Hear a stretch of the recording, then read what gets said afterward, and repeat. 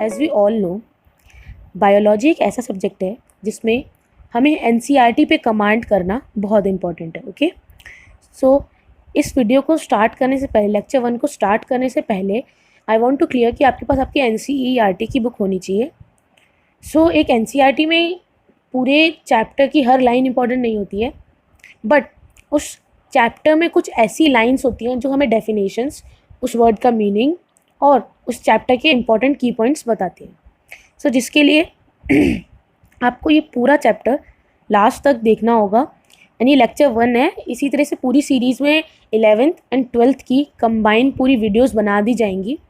Okay, ये short revision type एक briefing videos हैं जो कि आपको आगे आपके बोर्ड्स में एंड नीट एग्ज़ाम में हेल्प करेंगी। So guys, here we start with chapter number 1, diversity in the living world.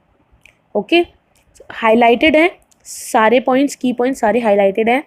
मैं आपको ब्रीफली समझाती जाऊंगी सारी पॉइंट्स। आप बस अपनी एनसीईआरटी अपने पास रखिए, अदरवाइज़ पीडीएफ डिस्क्रिप्शन सेक्शन में लिंक कर दी गई है, आप वहाँ जाके पीडीएफ ले सकते हैं, हाईलाइटेड किया इसका प्रिंट आउट निकलवा सकते हैं। ओके, सो सब कुछ आपको गिवन है, सब कुछ में पढ़ना है, आपको समझा दिया जाएगा सब चीज़ें। बस आपको ध्यान से अपनी एनसीईआरटी लेके बैठना है एंड हाईलाइट करते जाइएगा, लाइक अंडरलाइन करते हैं, कुछ भी करिएगा, बट लास्ट तक ज़रूर देखिएगा। लास्ट में आपको इंपॉर्टेंस पता चलेगी कि वीडियो में आखिर सब चीज़ें हाईलाइट करने का मेन मकसद क्या था। Okay, so when we start first paragraph में, like on the left hand side जो आपका पेज है उसमें फर्स्ट पैराग्राफ जो है उसके अंदर इम्पॉर्टेंट कुछ नहीं है। ठीक है, नीट बोर्ड्स इसमें से कुछ नहीं पूछा जाता है। मेन जो है वो है systematic and monumental description of life forms, like life को सिस्टमैटिक वे से कैसे एग्जामिन किया गया, तो उसमें क्या क्या चाहिए होता है, आइडेंटिफिकेशन चाहिए होता है, नॉमेनक्लेचर चाहिए होता है और क्लासिफिकेशन चाहिए होता है। ये तीनों की पॉइंट्स हुए। ओके, इसके बारे में ब्रीफिंग हम थोड़ी देर में पढ़ेंगे आगे चैप्टर में जब आएगा। देन हम जब आगे बढ़ते हैं हमें पता चलता है ये एक साइंटिस्ट थे जो कि 5 जुलाई 1904 को केम्पटन जर्मनी में पैदा हुए थे। इनका नाम था अर्नस्ट मेयर। याद कर लीजिए, ये क्वेश्चन कई बार पूछा जा चुका है और पूछा जाएगा। अर्नस्ट मेयर एक साइंटिस्ट थे जिन्हें हम Darwin of the 20th century कहा करते थे। ओके, इसमें सिर्फ यही इंपॉर्टेंट है। और इनका काम, इन्होंने क्या किया था, he pioneered the currently accepted definition of a biological species. Okay, done. Year याद करना इंपॉर्टेंट नहीं है अदरवाइज, बट फिर भी आप एक बार देख लीजिए। So when we move further, यहाँ से स्टार्ट होता है हमारा chapter the living world. First paragraph कुछ इंपॉर्टेंट नहीं है। सेकेंड पैराग्राफ पे आते हैं। फर्स्ट क्वेश्चन यही आता है, व्हाट इज लिविंग? लिविंग क्या है? ओके, सो लिविंग क्या है, लिविंग कैसे डिफाइन करेंगे हम, एक पर्टिकुलर लिविंग ऑर्गेनिज्म कैसे डिफाइन करेंगे कि ये लिविंग ऑर्गेनिजम्स है। तो उस ग्रोथ होता है, रिप्रोडक्शन होता है, सेंस करना है एनवायरनमेंट को और काफ़ी सारे रिस्पॉन्स करना स्टिमुलाई के बेसिस पे। ओके, और बंदा मतलब एबिलिटी क्या है उसकी, सेल्फ रिकॉग्नाइज कर पा रहा है यानी ऑर्गेनाइज्ड है या नहीं, ये सब लिविंग बींग्स के कुछ कैरेक्टरिस्टिक्स होते हैं। इन कैरेक्टरिस्टिक्स को जब हम ब्रीफ में पढ़ेंगे पूरी एनसीईआरटी में जो गिवन है, फर्स्ट है ग्रोथ। इसका मतलब all living organisms grow. Growth दो तरह की होती है, extrinsic and intrinsic. Extrinsic non living में होती है, जस्ट लाइक उसे ग्रोथ नहीं कहा जाता, कंसिडर किया जाता, बट फिर भी एक तरीके से उसकी हाइट और उसके मास में चेंज आता है, जिस तरह से उसे ग्रोथ में हम इंक्लूड करते हैं। लाइक कोई एक पत्थर है, पत्थर के ऊपर ईयर टू ईयर अगर उसके ऊपर कुछ मटेरियल डिपॉजिट हो रहा है तो उसकी हाइट बढ़ेगी। ऑब्वियसली चट्टान कैसे बनी है, ये माउंटेन्स कैसे बने हैं, पत्थर के ऊपर ही पत्थर, इस तरीके से उसकी हाइट बढ़ती गई। ओके, तो उसकी ग्रोथ हुई। इसी तरह से all living organisms grow. Growth की डेफिनेशन क्या होती है, increase in mass and increase in number of individuals are twin characteristics of growth. एक मल्टी सेलुलर ऑर्गेनिज्म जो है वो ग्रो कैसे करता है, by cell division.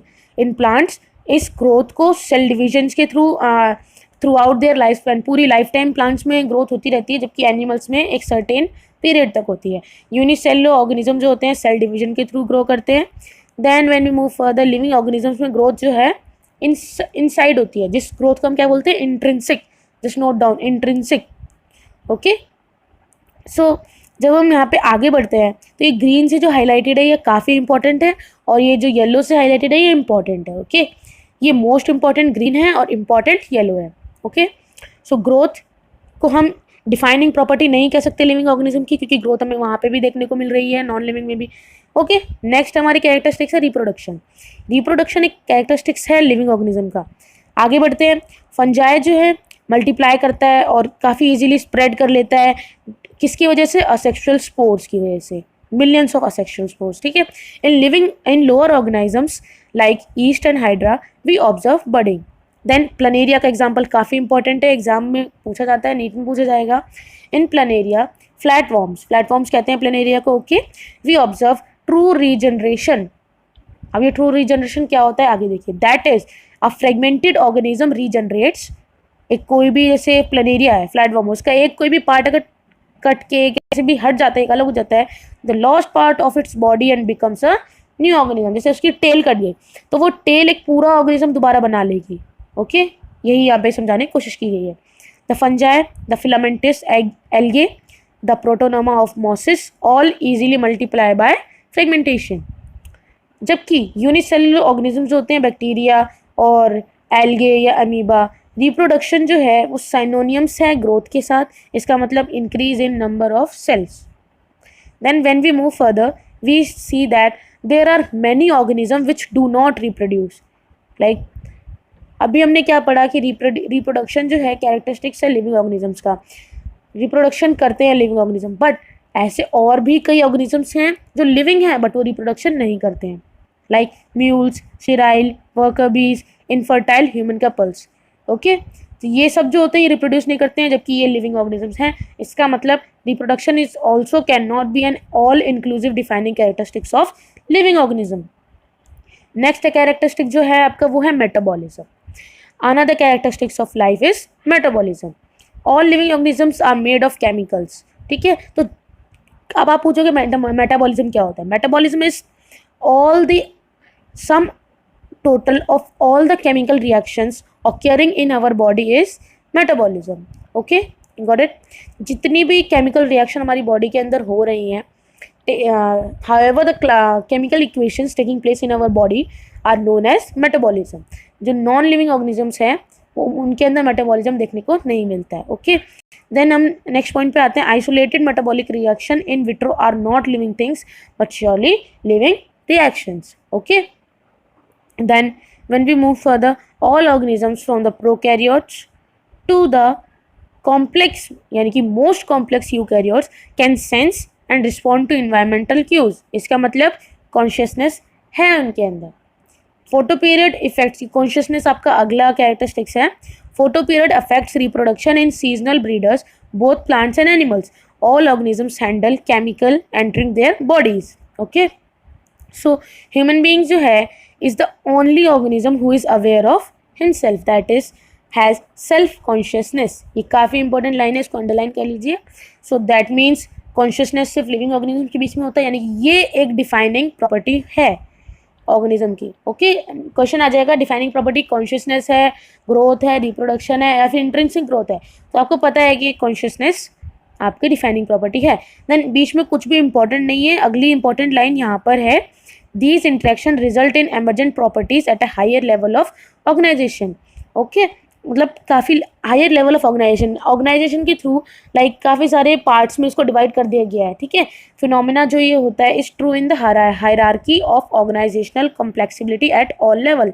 Therefore we can say that living organisms are self replicating, evolving and self regulating interactive system capable of responding to external stimuli. इसको हम consciousness बोलते हैं। हम एक्सटर्नल कोई हमें टच करता है या फिर when we just feel something तो हमें कॉन्शियसनेस होती है, हम उस चीज़ से अवेयर होते हैं, तो that is called consciousness, okay. Then when we move further, अब आता है हमारा important part diversity in the living world. इस पैराग्राफ में डाइवर्सिटी क्या है, बायोडाइवर्सिटी क्या है, नंबर ऑफ स्पीशीज कितनी है 1.7 से 1.8 मिलियन, दैट्स ऑल। इतनी ही इंपॉर्टेंट चीज़ें इस पैराग्राफ में। इसको हम कहते हैं बायोडाइवर्सिटी, यानी कि the number and type of organism present on earth, okay. Then there is a need to standardize, यानी कि अब हाँ इतने सारे स्पीशीज़ हैं, इतने सारे नंबर ऑफ स्पीशीज़ हैं 1.7 से 1.8 मिलियन, तो उनको हमें स्टैंडर्डाइज करना होगा, उन्हें हमें ऑर्गेनाइज करना होगा अलग अलग फॉर्म्स में। So the naming of living organism such that a particular organism is known by the same name all over world में इसको सेम नेम से जाना जाए, उसको हम कहते हैं नॉमेनक्लेचर, यानी कि उसका नॉमेनक्लेचर करना, उस चीज़ का नाम रखना, नामकरण। ओके, सो नॉमेनक्लेचर की बहुत इंपॉर्टेंट लाइन, नॉमेनक्लेचर और naming is only possible when the organism is described correctly. जब उसको हम अच्छे से आइडेंटिफाई करेंगे, हमें पता होगा ये कौन सी स्पीशीज में है, कौन सी फॉर्म में ये प्रोड्यूस हो रहा है, हमें उसके बारे में इंफॉर्मेशन होगी, तभी हम उसको नॉमेनक्लेचर कर सकते हैं।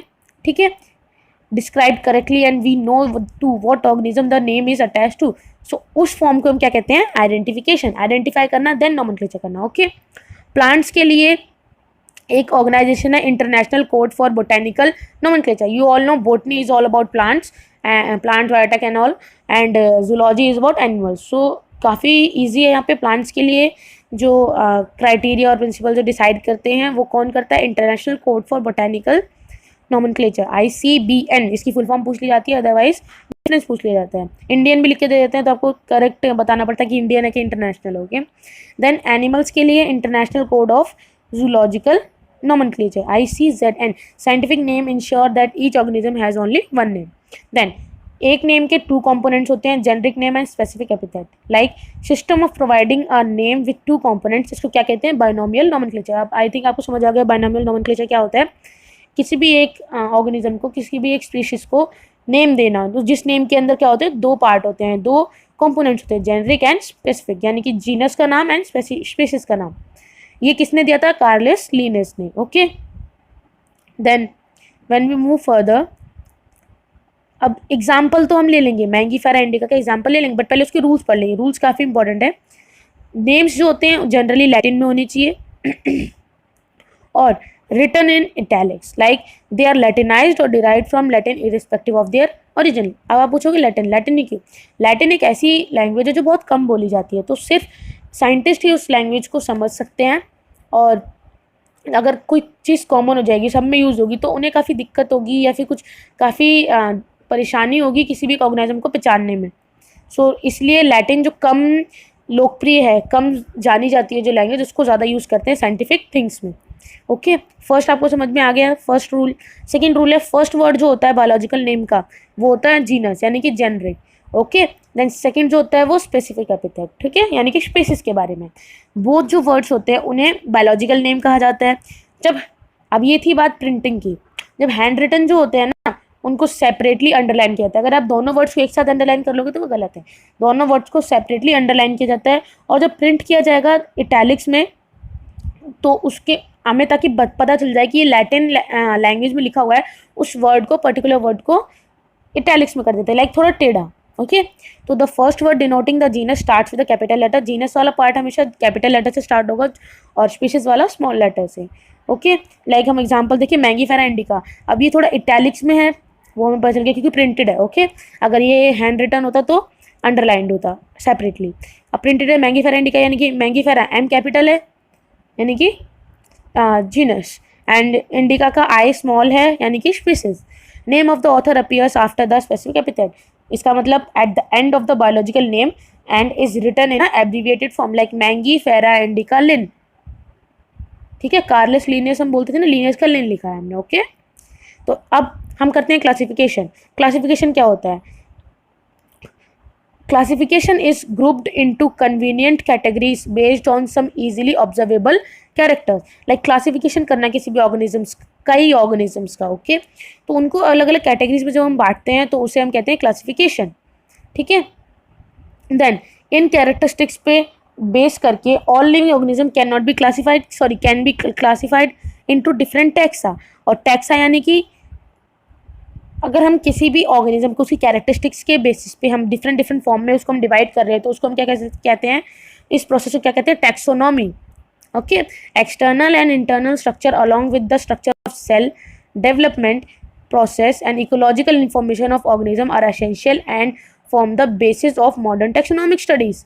लाइक देखिए, characteristics of all living organism can be classified into different taxa, ये हमें प्रीवियस टैक्सोनॉमी के बारे में बताती है। ओके, देन अब मॉडर्न टैक्सोनॉमी कैरेक्टरिस्टिक्स आ चुके हैं, यानी कि वो क्या करते हैं, उनके ऊपर बेस होते हैं, किस चीज़ के ऊपर बेस होते हैं, एक्सटर्नल एंड इंटरनल स्ट्रक्चर, और स्ट्रक्चर ऑफ सेल भी, और डेवलपमेंट होना उनके प्रोसेसेस का, and ecological information of organism, ये भी इंपॉर्टेंट है मॉडर्न टेक्सोनॉमिक स्टडीज के according. Then characterization, identification, classification and nomenclature are the processes that are basic to taxonomy. आपको पता चल गया। देन अब आता है वर्ड सिस्टमैटिक्स। सिस्टमैटिक्स क्या है? The word systematic is derived from the Latin word Systema, जिसका मतलब सिस्टम से अरेंजमेंट करना ऑर्गेनिजम्स का, ठीक है। देन लीनियस, यानी कि लीनियस जो है यूज्ड सिस्टमा नेचर। लीनियस जो है, कार्लेस लीनियस जो है, उसने वर्ड यूज किया था Systema Naturae as the title of his publication. इसका मतलब the scope of systematics was later and last to include, क्या क्या आता है सिस्टमैटिक्स में? आइडेंटिफिकेशन, नॉमेनक्लेचर एंड क्लासिफिकेशन, जो हमने सबसे स्टार्टिंग में पढ़ा था। Okay, then systematics take into account evolutionary relationship between organization. Then आती है टेक्सोनॉमिक कैटेगरीज। टेक्सोनॉमिक कैटेगरीज क्या क्या होती हैं? Classification involves hierarchy of steps in which each step represent a rank और कैटेगरी। जो कैटेगरी टेक्सोनॉमिक, जैसे हमने सबसे पहले टेक्सोनॉमिक में हमने उसको डिफरेंशिएट किया था, ठीक है, तो किसके बेसिस पे किया था? क्लासिफिकेशन बेसिस पे। अब क्लासिफिकेशन में जो है इन्वॉल्व्स हायरार्की ऑफ स्टेप्स, मतलब डिफरेंट डिफरेंट स्टेप्स इंक्लूड करती है जो कि डिफरेंट डिफरेंट रैंक या कैटेगरी को बताते हैं। The category is the part of overall taxonomic arrangement, तो इसको हम क्या कहते हैं? Taxonomic category. और जो सारी कैटेगरीज जो होती है जब एक साथ आती है तो उसको क्या करेंगे? Taxonomic hierarchy. एक सिंगल को हम कहेंगे टेक्सोनॉमिक कैटेगरी, और जब हम काफ़ी सारी स्टेजेस सेम टेक्सोनॉमिक कैटेगरी की लाएंगे तो उसे हम कहेंगे taxonomic hierarchy. Each category referred to as the unit of classification. In fact, it represents rank and is commonly termed as taxon. Plural है इसका taxa. Okay? I think आपको समझ में आ गया होगा इतना चैप्टर। हर एक टैक्सॉन या हर एक रैंक जो है क्या शो करती है? Unit of classification. देन हम आते हैं किंगडम, फाइलम, डिवीजन। फाइलम और डिवीजन सेम उसमें आते हैं। सो किंगडम, फाइलम होता है प्लांट्स के लिए, डिवीजन फाइलम होता है सॉरी एनिमल्स के लिए, डिवीजन होता है प्लांट्स के लिए, ठीक है। Then class, order, family, genus, species. अब इसको याद कैसे करें? Kingdom, phylum, class, order, family, genus and species, ये आपको याद रखना है sequence. Okay, then species as the, species जो है लोएस्ट कैटेगरी है, सबसे नीचे, ये हमेशा असेंडिंग ऑर्डर में चलता है। Okay, then when we move further species पे आते हैं। A group of individual organism with fundamental similarities are known as species, ठीक है। फंडामेंटल इंडिविजुअल ऑर्गेनिज्म का जो ग्रुप होता है जिसके अंदर कुछ सिमिलैरिटीज होंगी, काफ़ी सारी फंडामेंटल सिमिलैरिटीज होंगी, स्पीशीज होंगी। द डिस्टिंक्ट मॉर्फोलॉजिकल डिफरेंसेस, काफ़ी ज़्यादा मॉर्फोलॉजिकल डिफरेंसेस होता है।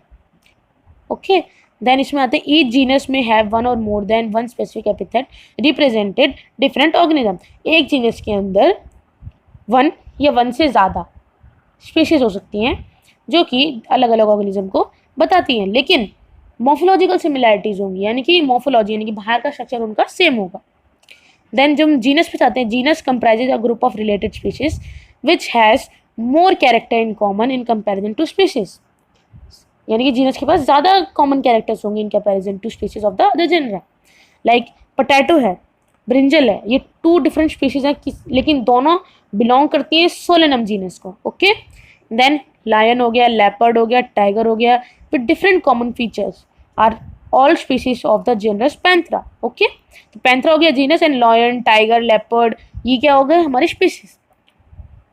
देन फैमिली, फैमिली जो होता है has a group of related genera with still less number of similarities, ठीक है। सिमिलैरिटीज आप देख रहे होंगे कम होती जा रही है, स्पीशीज से फिर जीनस में कम हुई, फिर फैमिली में और कम हुई, इस तरह से किंगडम में बिल्कुल कम हो जाती है। आगे बढ़ते हैं।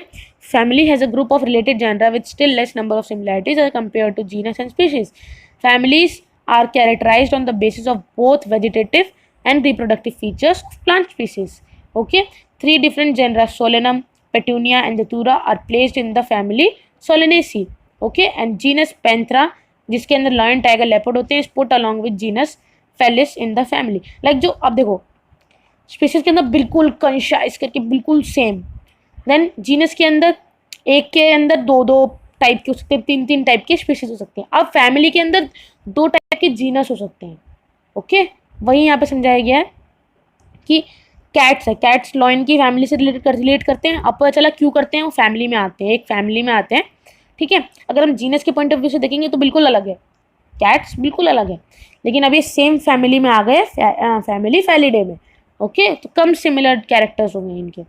देन हम जाते हैं जब ऑर्डर पे, order and other higher taxonomic categories are identified based on the aggregates of characters. Order being a higher category is the assemblage of families which exhibit a few similar character. Order के अंदर families होते हैं जो कि थोड़े बहुत साथ साथ similar character शो करते हैं. ठीक है, जब आगे बढ़ते हैं क्लास, क्लास जो होता है this category includes related orders, यानी कि हम देख रहे हैं कि number of similar characters are decreasing by character to character. Okay, and phylum, phylum जो होते हैं क्लासेस जो होती हैं जो जैसे कि similar character like less similar characters या category includes related classes like phylum includes related classes. animals जो होते हैं उनके अंदर जो एनिमल के अंदर कैटेगरी जो डिसाइडेड होते हैं उनको हम फाइलम कहते हैं, और जो कि बेस होते हैं कॉमन फीचर्स पे, और जो प्लांट्स के अंदर होते हैं उसको हम डिवीजन कहते हैं. Classes with a few similar characters are assigned to have a higher category called division. Then we go to kingdom. Kingdom के अंदर क्या होता है, किंगडम जो है हाईएस्ट कैटेगरी है, ठीक है, जिसको हम किंगडम एनिमिलिया कहते हैं, और in the classification system of animal taxonomic category from species to kingdom have been shown in ascending order. Like अगर when we saw this one, सबसे ज़्यादा सिमिलर, उससे कम सिमिलर, उससे तो और कम और कम और कम और बिल्कुल कम.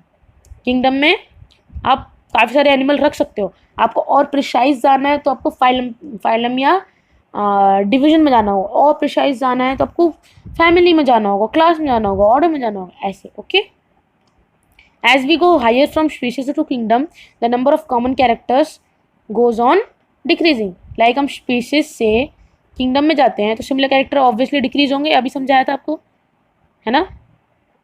देन ये प्लीज़ याद कर लीजिएगा, ये काफ़ी इंपॉर्टेंट चार्ट है. ये एनसीईआरटी में एक्चुअली देखिए, एनसीईआरटी में जितने भी चार्ट है, एनसीईआरटी में जितनी भी डायग्राम्स सब इंपॉर्टेंट है, तो उस हिसाब से हम डायग्राम्स एंड इसकी भी अलग से वीडियो बनाएंगे, बट पहले चैप्टर कंप्लीट करते हैं. देन आता है टेक्सोनॉमिकल एड्स, यानी किसी भी एक ऑर्गेनिज्म का क्लासिफिकेशन करना. ओके, तो procedures and techniques to store and preserve the information as well as the specimen, इसको हम कहते हैं टेक्सोनॉमिकल एड्स. जैसे कि इसके अंदर क्या क्या आता है, हर्बेरियम आता है. Herbarium is a store house of collected plant specimen that are dried and pressed and preserved on sheet. Herbarium एक ऐसा स्टोर हाउस है जिसके अंदर हम प्लांट की स्पीशीज़ को हम कलेक्ट करते हैं. और कैसे कलेक्ट करते हैं, शीट्स के ऊपर कलेक्ट करते हैं, उसको ड्राई करके उसको प्रेस करके शीट्स के अंदर रख दिया जाता है. ये शीट्स जो होती हैं काफ़ी इम्पॉर्टेंट टाइप की शीट्स होती हैं. सो wait sorry, wait, and we move further. Yeah, here we are. So according to a universally accepted system of classification, ये important नहीं था, ये था कि शीट्स के ऊपर प्रिजर्व करके रखते हैं, प्रेस करके रखते हैं. Okay, dried, press and preserved on sheets.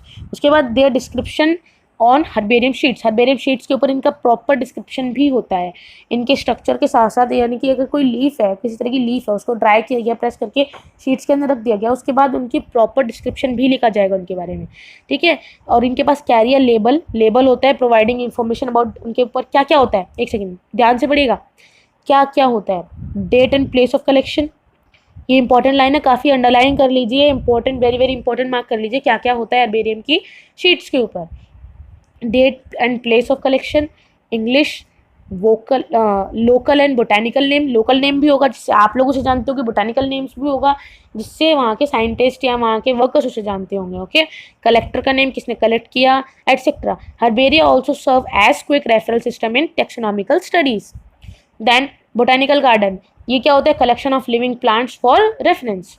ठीक है, बोटानिकल गार्डन आपने देखा होगा, एपीजे अब्दुल कलाम के टाइम पे भी बना था, जो उन्होंने अपने टाइम पे बनाया था, और काफ़ी अच्छा बोटानिकल गार्डन था, और जिसके अंदर उन्होंने काफ़ी टाइप के फ्लावर्स भी अरेंज कराए थे. तो उन फ्लावर्स को देखने के लिए उन्होंने पब्लिक के लिए भी ओपन किया था.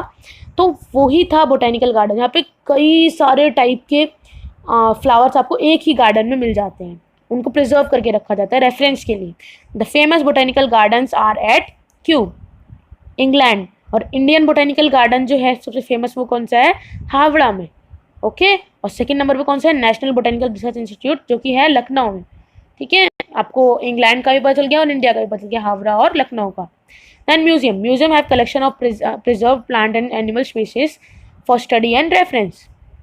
प्लांट म्यूजियम के अंदर पहले आप देखिए बोटेनिकल गार्डन हर्बेरियम के अंदर आपको प्लांट्स मिलते थे, उसके अंदर ड्राई करके हर्बेरियम के अंदर ड्राई करके रखे जाते थे और प्रेस करके, एंड बोटेनिकल गार्डन के अंदर एक प्रिजर्व करके रखे जाते थे, लेकिन preserve naturally. Okay, then museum में प्लांट्स भी मिलेंगे एंड एनिमल्स भी मिलेंगे, जिनको प्रिजर्व करके रखा जाता है स्टडी एंड रेफरेंस के लिए। Specimens are preserved in the containers and jars in preservative solution के अंदर, ताकि वो डिकम्पोज ना करें, वो कोई बैक्टीरिया ना लगे, इसी वजह से उन्हें जार के अंदर या कंटेनर के अंदर प्रिजर्व करके रखा जाता था सर्टेन सॉल्यूशन के अंदर। Then when we move to zoological parks, these are the places where wild animals are kept in protected environments under human care. उन एनिमल्स के लिए, वाइल्ड एनिमल्स के लिए बिल्कुल उनका वैसी, उनकी जैसी इन्वायरमेंट बनाई जाती है ताकि ह्यूमन केयर के अंदर, ओके, ताकि उन्हें काफ़ी अच्छी लिविंग मिल सके, and all which enable us to learn about their food habits and behaviour. All animals in a zoo are provided as far as possible the conditions similar to their natural habitat. उनको जितना हो सके उतना possible, जितना possible हो सके उनकी natural habitat उन्हें दी जाती है उन जूज में. ओके, देन आपको याद होगा इंसिडेंट मुंबई में जो है एक पेंगुइन के लिए किया गया था. पेंगुइन को जो है लाया गया था, ओके, काफ़ी मतलब उसके लिए काफ़ी सब कुछ किया गया था, लाइक इतनी सारी बर्फ़ का पूरा पहाड़ बनाया गया था. और तो वही था जूलॉजिकल पार्क, जहाँ पे एक पेंगुइन को रखने के लिए, अदरवाइज पेंगुइन क्या होता है, वहाँ पे पहाड़ नहीं होता बर्फ़ का, तो मर जाता, इसलिए उसके लिए उसकी नेचुरल हैबिटेट बनाई गई. देन की पे आते हैं. की सबसे इंपॉर्टेंट है. की क्या है, ये की किस लिए काम आती है? Identification of plants and animals based on the similarities and dissimilarities. Keys are based on the contrasting character generally in pair called couplet. ठीक है, ये इन कैरेक्टर्स के ऊपर डिपेंड करती है, जिसको हम कहते हैं कपलेट. ईच स्टेटमेंट जो होता है इन द की, कोई भी एक स्टेटमेंट होगा की के अंदर, उसे हम क्या कहते हैं? लीड. ये जो हाईलाइटेड है ना, सबसे इंपॉर्टेंट पॉइंट्स हैं. पूरी एनसीईआरटी आपको नहीं पढ़नी है, जो हाईलाइटेड पॉइंट्स है वो पढ़ने हैं, वो आपको मैं समझा चुकी हूँ. अगर आपने ये पॉइंट्स पढ़ लिए तो आपका हर चैप्टर, आपको सारे चैप्टर आगे भी मिलेंगे. आपने ये चैप्टर पढ़ लिया, आगे भी चैप्टर पढ़िए, इस तरह से आपको पता चल जाएगा एक एनसीईआरटी के अंदर क्या क्या इंपॉर्टेंट है. Okay, each statement is the key in the key is called a lead. ये आपको बता दिया. Separate taxonomic keys are required for each taxonomic category. Taxonomic category क्या थी? किंगडम, फाइलम, ठीक है, family, order. Okay, keys are generally analytical in nature, यानी कि हम उसे एनालाइज कर सकते हैं. Then last our paragraph, flora, manuals, monograph and catalogues. Flora जो है contains the actual account of habitat and distribution of plants. Flora and fauna, फोना एनिमल्स के लिए, फ्लोरा प्लांट्स के लिए, जो कि एक्चुअल अकाउंट रखती है हैबिटेट का, क्या हैबिटेट है उसकी, किसी पर्टिकुलर एरिया की. These provide the index to the plant species found in a particular area. Manuals क्या होती है? Manuals are useful in providing information for identification of names of species found in area. इनके अंदर किसी एक particular area में कौन सी species पाई जाती है, उसके ऊपर नेम्स लिखे हुए होते हैं. Then monograph. Monograph contain information of any one taxon. किसी भी एक टैक्सॉन की इंफॉर्मेशन कौन कंटेन करता है? Monograph. So guys, here we complete our first chapter. I hope आपको काफ़ी अच्छा लगा होगा. पूरी वीडियो देखिएगा, पूरी वीडियो देखिए ताकि आपको पूरा चैप्टर अच्छे से समझ में आए. इसकी लिंक जो है डिस्क्रिप्शन में है, हाईलाइटेड पार्ट्स की. एंड सब्सक्राइब द चैनल ताकि आपको आगे वाले ये जो सीरीज़ चल रही है इसकी आगे की वीडियोस मिलती रहे टाइम टाइम. लेक्चर 1 है ये, लेक्चर 2 कल अपलोड हो जाएगा. बट प्लीज़ मेक श्योर आप सब्सक्राइब करें और नोटिफाई आइकन को क्लिक करें ताकि आपको अगली वीडियोस के बारे में पता चलता रहे. एंड गाइज, इस वीडियो को जितना हो सके उतना शेयर कीजिए, प्लीज़, रिक्वेस्ट है आपसे. एंड लाइक प्लीज़ कीजिए ताकि मुझे मोटिवेशन मिले. मैंने अभी बिल्कुल वीडियोस बनानी छोड़ दी थी बिकॉज बिल्कुल मोटिवेशन ही नहीं होती थी, मन ही नहीं करता था बनाने का. बट आई होप कि इससे आपकी हेल्प हो, इससे आपको और ज़्यादा फ़ायदा हो आपके मार्क्स इंक्रीज़ करने में. जो बच्चे अभी 11th में हैं उनके लिए काफ़ी हेल्पफुल होगी ये. और जो 12th में जो बच्चे हैं, आप अपना 12th के पे सिलेबस पे ध्यान दीजिए. विद इन 1 to 3 मंथ्स के अंदर आपका सिलेबस कंप्लीट करा दिया जाएगा मेरी साइड से, आई प्रॉमिस, बायो का. ओके, सो हमें नीट के लिए तैयारी करनी है. क्वेश्चन भी आपके लिए मिलते रहेंगे, क्वेश्चन भी टाइम टू टाइम मिलते रहेंगे पर चैप्टर, पर previous year. So guys, previous year question papers भी आपको मिलेंगे, previous year question chapter wise भी मिलेंगे, शॉर्ट नोट्स भी मिलेंगे. की नोट्स देखिए मैं आपको प्रोवाइड नहीं करूँगी. की नोट्स क्यों प्रोवाइड नहीं करूँगी? क्योंकि ये जो मैंने आपको हाईलाइटेड दिया है ना, ये सब एकदम से इम्पॉर्टेंट है, एक एनसीईआरटी को आपको कमांड, आपकी एनसीईआरटी पे कमांड होनी चाहिए बायो के लिए, ठीक है। सो एक एनसीईआरटी पे अगर आपको कमांड चाहिए तो ये सबसे बेस्ट तरीका है एनसीईआरटी पे कमांड करने का कि आप एनसीईआरटी को पढ़ें।